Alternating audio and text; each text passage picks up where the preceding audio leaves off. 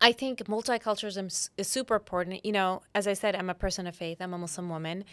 And in the Quran, it specifically states, we've made you into nations and tribes so you may know one another. So we are meant to know one another. We are meant to live together. And we're meant to live together to grow as human beings. And each one of us from our different parts of the world teach us something, right? Let's talk DXB. Real conversations by real people. Maaria, thank you so much for joining Let's Talk DXB. Thank you for having me. Yes. I'm excited. I'm excited. We did Yeah. one conversation. I was like, this is going to be so easy. And the big thing I'm that glad. stood out for me is how passionate you are about what you do. So I know we're going to talk about that a lot as well. And you've landed from the States. Yep. So yeah, I'm so grateful for your time as well. Thank you. And the journey wasn't as bad as I thought. It was very easy. Yeah. And the weather's been fantastic. Yeah. You came at the perfect time. We're Yeah. saying it's winter here, but it's perfect. No, it's yeah. perfect. Yeah, perfect walking time. Thank you. So I always like to give the guests the opportunity to just share a bit more with the Let's Talk community. When I was giving you background, the purpose and the why about Let's Talk is really to help people grow, develop, learn on their own journeys. And I use, impactful human stories and real experiences. So let's connect the dots a bit more about you, please. Yeah, I mean, first of all, thank you for being so mission driven on this specific issue, because I think like people knowing each other's stories, they find commonality. So hopefully somebody will find commonality with me. But I'm a legislative attorney, and what that means is that I write laws, and I write laws at the state level and the federal level in the United States. I'm also an author. I'm also a mediator, so I like to keep people out of court also. We like right? that. And solve their problems quicker, Good. so they don't have to get into that litigation fees. And I also host a podcast series. And I think all of the roles that I play, they all come back to being able to put something positive and contribute something positive while I'm here on this earth. And do it in a way that reaffirms that we are all supposed to be interdependent.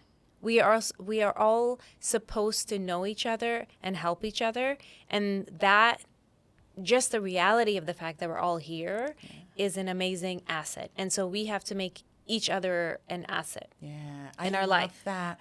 And that connected so well when you were telling me when we were doing the introduction, because you seem so purpose-led, especially in the field of work that you're doing. I can definitely tell you want to use your talents to help, to really make sure that people are getting the right support, that, the world is a better place is definitely what I got from you, actually. Yeah, absolutely. And I'm not alone in any of that, right? You're playing your role as well. And I think everybody is given a certain set of skills and talent. And I think there's passion and interest, of course, that we have. But recognizing that you have to develop a skill and talent to serve somebody else for a larger purpose is beautiful, because then your presence in this world makes sense.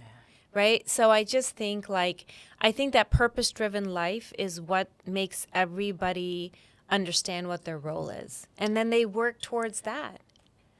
And there's nothing more satisfying than, I think, making an impact on somebody's life or a certain situation or changing a circumstance, And the field that you're in, I can imagine empathy is a big thing. And I know you're passionate about empathy. Yeah. And I just want to touch on that a bit more, because people hear the word, don't really understand it. How do they apply it? Why it's so important, especially in society now. I think it's needed more than ever. So talk about the work you're doing there and how empathy's played a huge role in what you're doing. Well, I will say this, and I don't think everyone recognizes this, but many may have just reading headlines and different things. But empathy is actually under attack. A lot of people feel that empathy is a toxic term or empathy is an artificial construct. And for me, empathy is the one thing that lets a human being feel what the other person feels, right? We can't be in other people's shoes all the time. And we also can't necessarily understand what they're feeling. But if you have empathy, you can come close. And if you're going to help somebody and feel that you're interconnected or feel responsible to somebody else's happiness, using your talents and skills to improve somebody else's life, if you don't have empathy, you don't know how to get there because you're not motivated to do it, right? The other thing is that empathy is the first line of defense against dehumanization. right? So dehumanization is when you can actually see somebody in whatever issue you have. It doesn't have to be a political issue, but any issue where you feel like somebody is less than you or somebody is not worthy of the same recognition of their pain or validating their experience because they're less human. And once you remove that empathy from you, you can't see them as equal to you. Yeah. So I think empathy is very important to counter dehumanization, but it's also very important to reconnect you to your own humanity. Yeah, I love the way that you've explained that, actually. And it's interesting to say the meaning of it's under attack, actually. We need to see more of it for sure. But I think people are also not understanding the importance of it. So the way that you've explained it is so important. And what I mean by under attack is throughout the world, there are two ways, actually, to see life and the world, I think, on this specific issue with empathy. Either you feel that the world around you is somehow connected to your life. Different types of ethnicities, religions, cultures, they're all connected to you, and your betterment is their betterment and vice versa. Right. And we have some responsibility to each other. If you feel that way, then you are using empathy. If you would like to live in isolation and let everyone fend for themselves and not feel sorrow or sadness when somebody else is suffering or feeling, then you believe, oh God, don't throw me that empathy because it's not my problem. So that's what I mean by when empathy is under attack. Got it. Because when you see certain situations, you wonder, how could it get like this? You know, even in a smaller or larger scale. I'm not making any specific stance because I think everybody has their own conflict that they're dealing with. So just even at that minor level, I wonder, like, how did situations get so bad? And it's because somebody has closed themselves off. They have decided, like, I'm not going to use my empathy muscle. And we all have it. Yeah. That's so interesting, which connects really well with what you do, actually. So I want to take a bit of a step back and just kind of retrace, because I can tell you're so passionate and you care about people and you care about, you know, the impact that you are making to support others. How did you get into this field, actually? What drove you on this path? Yeah, it's really interesting. So I think the path for advocacy and the path for feeling like you want to better somebody else's situation, I would describe it as this. A great disability advocate said this to me once. Oh, okay. And they said, you know, when we advocate for wheelchairs or ramps or any kind of accommodations for people that have disabilities, you can't think of it as you're making an accommodation for somebody else. Okay. You have to think about it as I'm making myself an accommodation because I may be disabled one day. That viewpoint. And it's so powerful.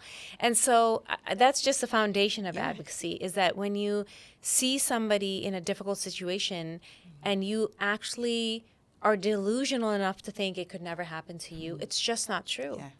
You know, I'm a person of faith. So I'm a person of faith, and I feel like any circumstance can be shown to you to test you. Yep. Test your resilience, test your faith, and also test your humanity. So right. Right? So right. That, even for me, because I'm very much, I am an empath. I feel, I want to help people. Like I'm very much like that as well. But I've never thought about this could be me. I think my nature is like, if I can help you, but I think it's literally putting yourself in that person's shoes, right? Because then you're like, oh, actually, this could be and me. if you're not in that situation, you're very lucky, right? You're not, but that's the only thing that's distinguishing you is your luck. Yeah.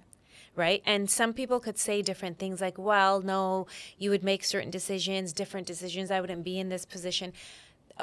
However, there could be other things that could be difficulties for you that are coming down. So I think the best way is to live a purpose-driven life where you can say, you know, this is what I say. I say in my prayers, like, if I help different people and if I help people through the situations, if I'm bold and I'm brave to be able to counter things that other people think can't be countered and help change, then things will get easier for me, for the things that I want to do and I want to create. And it's and that is, you know, Muhammad Ali said this actually. He said this really well, right? He said, I don't remember the exact quote right now, but it's the rent that you pay, the good things for taking your space up on this earth. earth, So right? Yeah. And that's 100% true, you know. So right. May he rest in peace. God bless his soul. Yeah. I want to touch on language Mm-hmm. because just hearing you talk, I'm like, oh, you're feeding me. Like, it's so important what you tell yourself, whether it's through prayers or just, daily, how you speak to yourself, how you see yourself as well. And I can tell that you've done a lot around your words. And I truly believe the power of the tongue and what you feed yourself and what you tell others around you is very important. But it takes intentionality, I think, right? In life, because you can absorb there's so much in this world and it can be tough. But to intentionally tell yourself the right thing, how have you navigated that? So I think one thing is to recognize the structural source of negative words. Right. I think we have to call it out, right? We have to, because we have to recognize it. So in a consumer-driven industry, where there are products and services or messages that make you feel like you're not enough, they are making somebody money. Yeah. So it could be makeup, it could be clothes, it could be jewelry, it could be fancier house, fancier car, it could be any of those things. So when those things are there is a psychology there. And the psychology there is to make you feel like if you buy this will make you whole. So understand that there is a strategy where self-negative talk is kind of makes people money. Yeah, number one. So they're controlling you. Yeah. Number one. Number two, I think the things that you tell yourself, this whole thing about the notion that you are your best friend and you have to be your biggest cheerleader. I 100% believe that.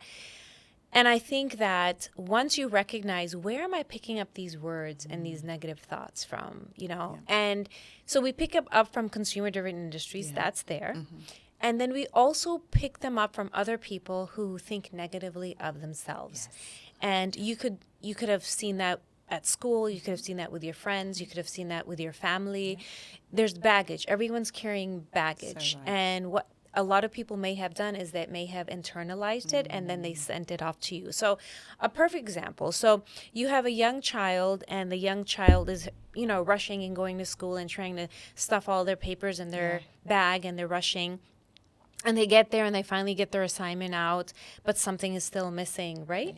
Now, the teacher can say the following. The teacher can say, you have to stop being so careless. Now, the teacher has said this. Yeah. This child has now internalized, I am so careless. What she could have said, you have a lot of things that you're taking responsibility for. You need some help. What can we do? Because somebody like you who has so much responsibility and wants to it's clear that you want to be here. What can we do? How can I help you to organize your papers? Because we want to make you do what you want to do to reach the finish line, right? That. So suddenly you have told this person, you're right, I'm somebody who has a lot of goals and I'm somebody who has a lot on my plate and I'm not quitting. Yeah. I'm not taking the easy way out. I wasn't absent. I'm actually here. So that thing, like that message that you give a child, it's so powerful when they're a child, but just imagine coworkers, friends, family members, all of these messages throughout life can either be positive or negative. Yeah. And I think the words, and it also leads to communities too. So if you say a certain community is this way, a certain culture is this way, or your community doesn't have power or representation, all of these things are very defeating. Yeah. And what happens is once you internalize that, then every time something doesn't go the way that you want it to go, it's because somebody has wronged you. And it could be that somebody has wronged you. But you can respond from either being in a place of empowerment, being like, that's not going to work for me. Yeah. Good. People don't treat me like that. I don't allow anyone to treat me like this.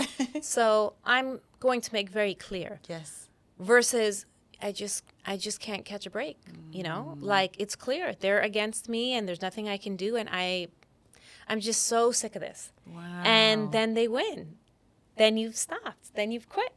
And they win. Right? Who taught you this? Has this been ingrained in you from a young age? Have you seen it? Or is it something you've had to learn and, really enforce as an adult? I think that my parents were very supportive. Good. So they had positive language, Good. That's very, very important. And then I think also as you observe, right? And the more you observe and you see people, the way they treat people, then you kind of get an idea. And then also, I think sometimes, being trained into recognizing the positive attributes about somebody else and focusing on what they bring to the table, even in a conversation. And so you see that in other people, and then sometimes you realize they don't see themselves that way. Yes. Right? So observing that, then that kind of makes you a student of language and lack of willpower or self-defeating. And then you see, like, I'm sure you've met so many people that you're like, you're so creative. If only you could do this. So right. You want to take out your notebook, take out a pen, and be like, "Let's go ahead. Yes. Let's do a task. Let's make your dreams come true." Yeah. You want to do it for them Yes. because they can do it. It's like, you can see them walking the It's walk. like a no-brainer. I am that friend. Yeah. Right? And then Yeah. you also understand if you are a doer. This is another thing. If you are a doer and you put yourself in situations, you also understand that there's no expert. Yes. That is the most freeing thing, don't you think? I love it. You're so right. You're Right? like literally speaking to me. Yes. Right? Yeah, for sure. And I'm Yeah. sure you've seen that in your work where Yes. you're just like, this person does not know what they're Yes. talking about. Right? Right? And so that expert syndrome is taken away and you're not intimidated at all. And the biggest mistake I made, I think, earlier in my life, and I wish I had learned that this quicker. I did learn very quickly, but even quicker is that confidence comes from competence, Yes. and competence comes from experience. Yes. Yes. So good. So true, Yes, right? so good. Just digging your heels in and then saying, I'm going to learn this. Yes. Makes you a competent person Correct. because now you know more than somebody else. That's it. And now you have confidence that you know more than I somebody know. else. Yeah. That's Right? so right. So it's like you become brave to dream. Yes. And also execute as well. Like, Yeah. I think I can do this. And you test yourself and you do it. You're like, I can do it again. And you do it Yep. and you do it again. Yep. That is fantastic. Yep.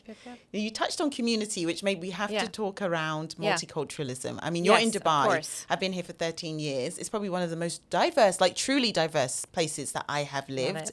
And it's probably growing even more now as well. So I am a big believer of learning from other ethnicities, truly learning about their culture.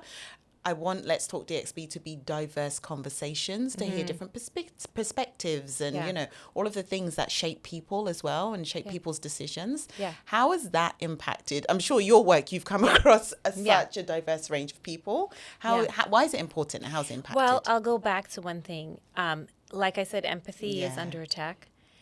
Around the globe, multiculturalism is under attack. Okay, so that is a reality, and we have to be very honest about it, that there are policies in place all around the world that consider multiculturalism a danger to their society. Yeah. I think multiculturalism is super important. As I said, I'm a person of faith. I'm a Muslim woman. Yeah. And in the Quran, it specifically states, we've made you into nations and tribes so you may know one another. So we are meant to know one another. We are meant to live together. And we're meant to live together to grow as human beings. And each one of us from our different parts of the world teach us something, Yeah, right? so So right. that automatically puts you in a position where there's no hierarchy. You cannot have a society where there is a hierarchy in ethnicity and culture and religion. You Yes. cannot have that without having discrimination. Of course. So to remove that by policy and laws is so amazing for me to see. And obviously there are issues in every society, in Everywhere. every community, Yes. but the humanity of a person and the dignity of the person is empowered enough to say, maybe we should change this. Maybe we should talk about this. Maybe we should fix this. This is not fair. This is not fair. To even Yeah. say this is not fair. Because, there's a notion in other parts of the world too, which is it's all in your head. Don't be so sensitive. It's all in your head. Yes. It's not really like that.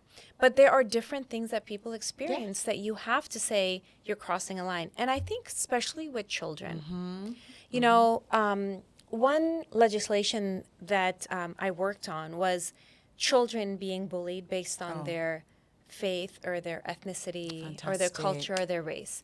Wow. And it was an out-of-box type of solution, but it was Okay. if they are bullied in school, Yep. usually what schools do is that they separate They the separate the students. children, They're like, yeah. okay, you go your way, you go Yes, your way. correct. Yeah. But here's the thing. Kids are going to grow up to be people. And if you don't give them an alternative other than just stay away, Yes. it takes away the learning moment. Correct. And then the victim of that bully experience, which could be a physical experience, you know, they could have been beaten up. Yes, correct. That will scar them for life. So how do you take that situation and empower them to make that memory strong? Yes. So in that legislation specifically, we had it mandated in Illinois that a student could ask for a mediation with the bully Right. in a controlled environment, right? Wow. In which they can write a statement and read it to the bully and say, you called me this derogatory Good. word. Or you said this to me. This is why it's problematic for my culture and my family. And this is what it meant to me. So it's a learning moment for the bully and the learning moment for the victim. love But these are cross-cultural solutions Yes. that reconnect humanity. So I think we have to do these things to consistently empower Yep. multiculturalism. And from a young age. And then From a you've young age. also empowered the person that has been bullied to have a Absolutely. voice. Because what Absolutely. you can find, they either shrink or they avoid that particular nationality because they're Right. scarred and that person's bad. And even as they grow, They will feel that. they fear, or they go into the workplace, they're like, I cannot mix. It's such a bigger thing. It's very, you're so right, because it affects the way you engage with other people. And you know, the other thing we were talking about is other people carrying their baggage. Yes. They could have heard this at home. So their parent could have had not a very good Yes. experience. Yeah. Then that spilled over to the dinner table conversation. Then it showed up on the school grounds. That's exactly it. And that Right. is typically where it comes Where it from, comes actually. from. Yeah. I Yeah. always observe that. I'm like, what is happening in the household and what language or what experiences maybe the parents have faced? And it's just fed in. And kids, I'm a mother, I have a son, they absorb so much, even more than you realize, actually. Right, So right. the intentionality around language, like you Right. said, and also your experience not necessarily shaping them in that way, I think it's so important. And I'm sure you do that with your son, because the massively. role modeling Yes. is like he watches you, how you relate to people and how you talk to people, Massively.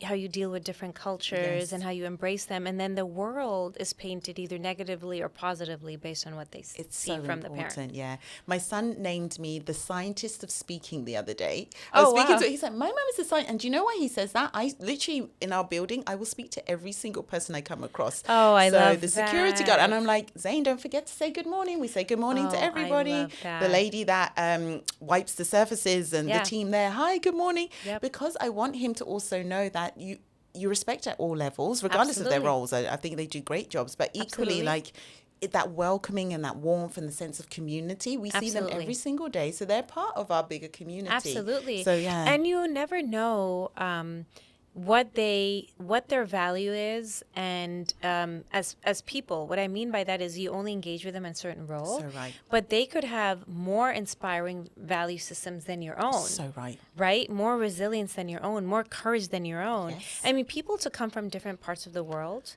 and live in a place and try to improve their life or improve their family's life and be in a different culture and environment. right. It requires bravery and commitment and sacrifice conviction as well. and sacrifice. Yeah. And these are things that we can learn from all the So time. right. And that's why I like to talk to so many different people. Yeah. I'm like, tell me more about you. And I I love love it. it. I love it. I learn so much. And you'll find like a story behind, what they're doing here and why they're here. And I take so yes. much from it.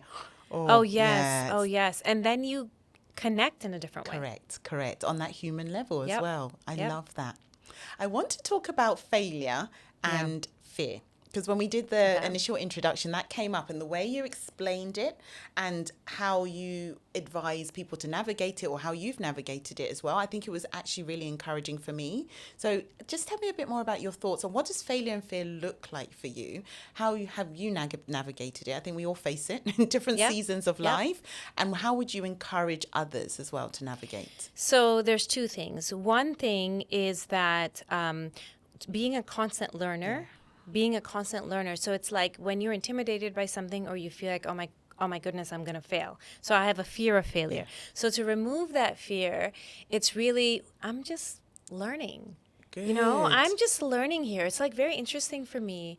I'm going to walk into this boardroom and I'm going to learn how to negotiate this. And I'm going to watch how other people negotiate, and I'm going to sit here and then I'm going to share my thoughts and I'm going to learn how the system works. And then I'm going to come on this podcast in Dubai, and it's going to be far from where I'm staying, but I'm going to learn how the studio is set up and how we converse. And this is very cool. I learned something today, right? So you really can't fail when you're a consistent learner, because when you're learning, you're not failing. You're picking up information. So if your goal is to learn, you just can't fail. The other thing is, and I feel this sincerely, and I think we spoke about this, the relationship you have with failure. So there is a lot, and you know, we have all heard this, that failure is not a no, it's just a different direction. Correct. So we know that. We've heard that before. And I think the other thing is that we must recognize that if you have the possibility to fail, it's a privilege. It is a privilege, because what that means is that you had the audacity and the courage and the opportunity to dream and try something. So like my sentences, especially now, is how lucky I am.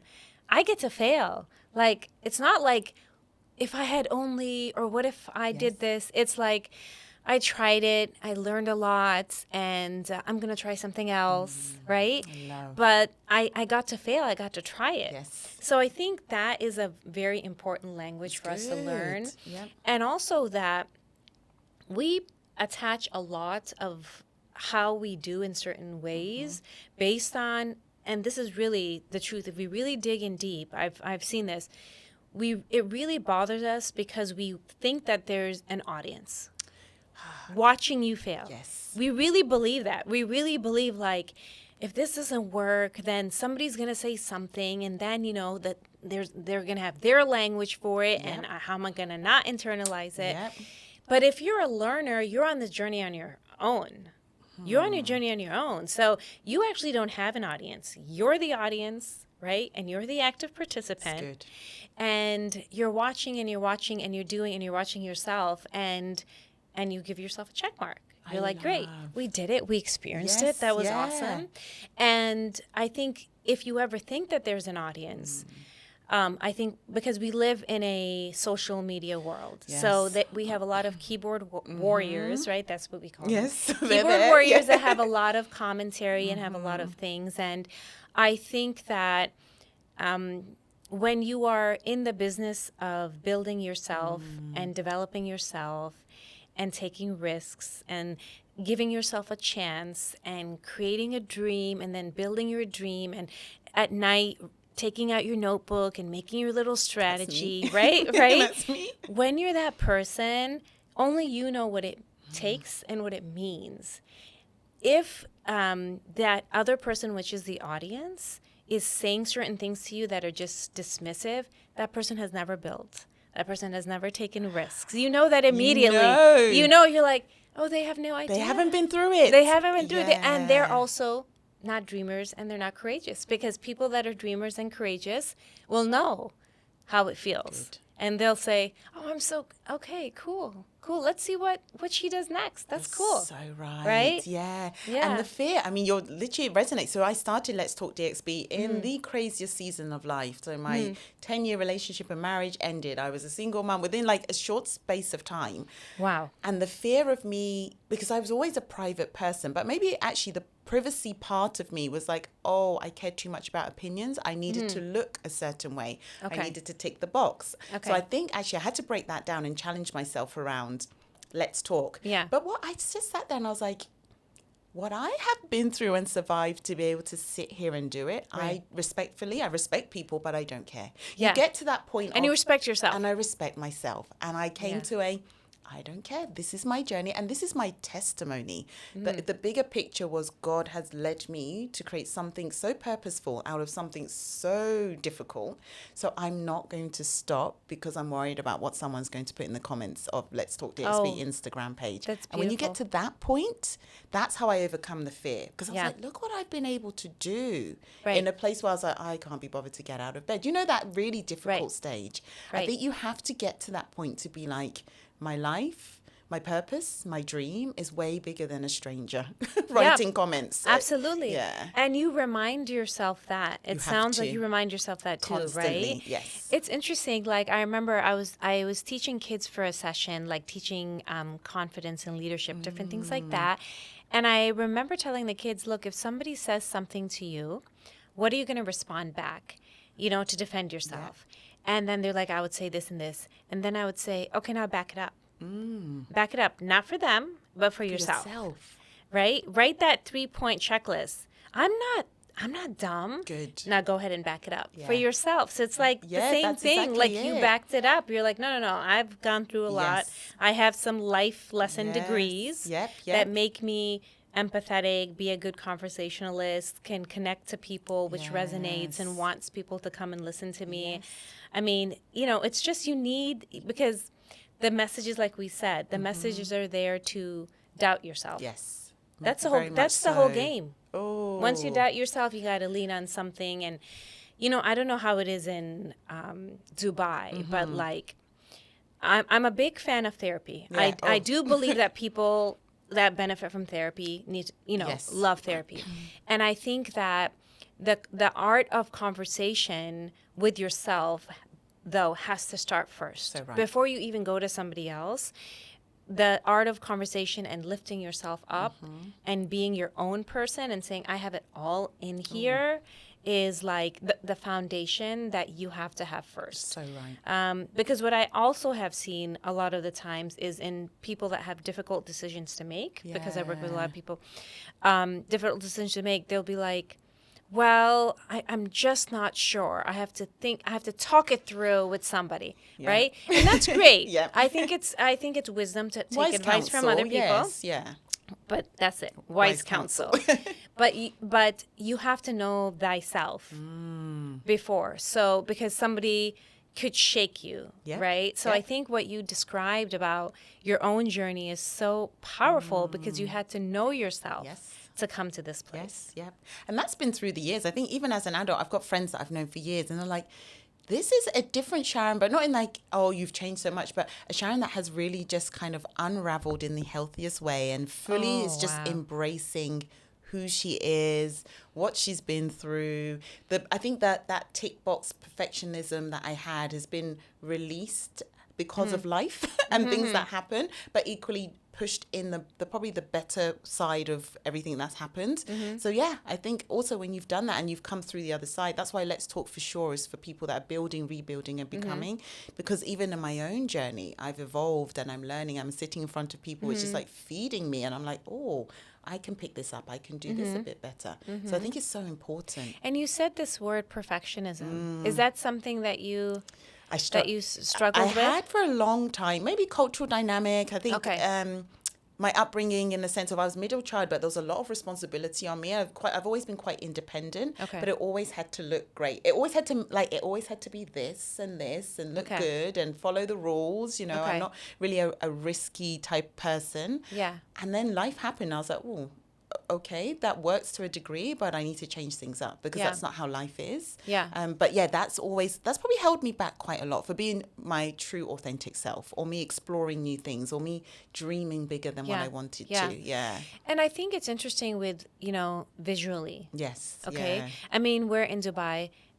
There's everything is available. Like every med spa is available. Everything is available. So, but what I have found many times, actually, that is the title of my book, which is More Than Pretty. Yes, I saw. Yes, and I did that intentionally. More Than Pretty: How to Live a Life of Substance in an Artificial World. Good. Because the perfectionism of physical, the way you're supposed to look, it's so psychologically interesting because I have met so many people that I consider stunning. They don't think they're stunning. Right? Don't you always feel that's how it is? It's bizarre to me. I'm looking at them. I'm like, what do you mean? Yeah. No. And then you realize that holds them back. It's wild. So it's fascinating to think about what defined that perfectionism. And I will say it goes back to the consumer-driven industries because they have painted a picture that could be artificial. Very much so, by the way. We're trying to get laws like that in the States against, and there are some laws about Photoshop and stuff. But that perfectionism can steep into something Yeah. that takes away from the substance of who you are. And I think the most attractive human being has been, for me, is a human being that is fully self-assured. Yes. Yeah. And confident.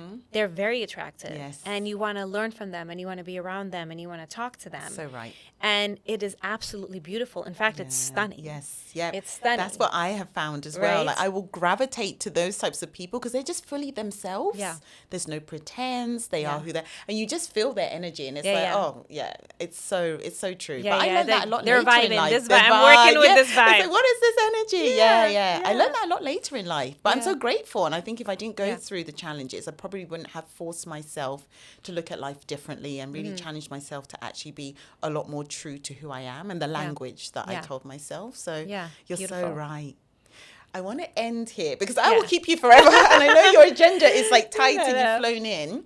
What's some of the advice that you would give to people who they're really thinking about building their life? They want to make a change. They want to grow. They want to develop the language that they're telling themselves, the mindset, the fear and the failure. What's one or two pieces of advice that you would give? Oh, only two. Okay. Or more. I'll keep you here. So one thing I think, life is short. Life is short. If you don't think it's short, I would encourage you to watch the news. Yeah. And you would see. I mean, in your field, you'll see so much as well. You will see from 6-year-old to 16-year-olds to 26. You don't know. You don't know when your time is up. So don't live a life of regret. Live your life as a learner. Good. Right? Have a relationship of learning. And I think the biggest thing is understanding when you become a learner, you recognize that every turf is your turf. That's something I strongly believe. Good. That every environment could be your environment if you choose it to be.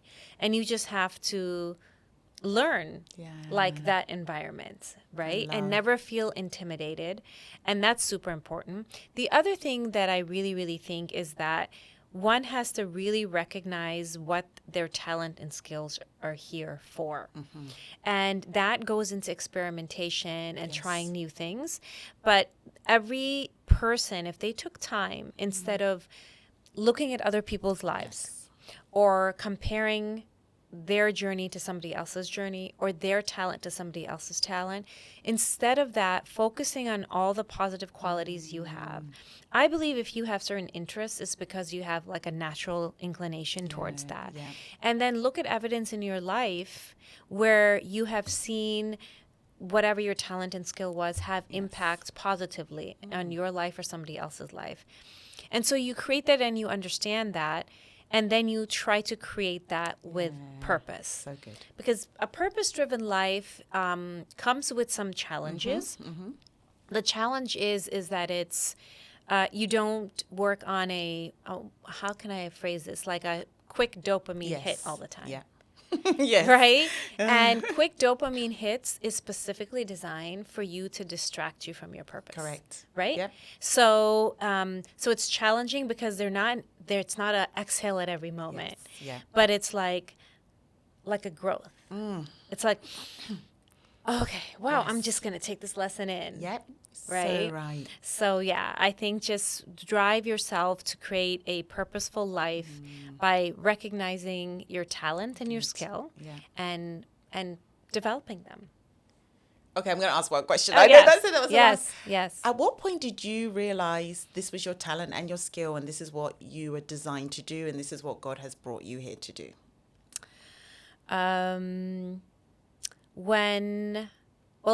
That point is never finished. Yeah, that's a good. Yes. That point is never finished.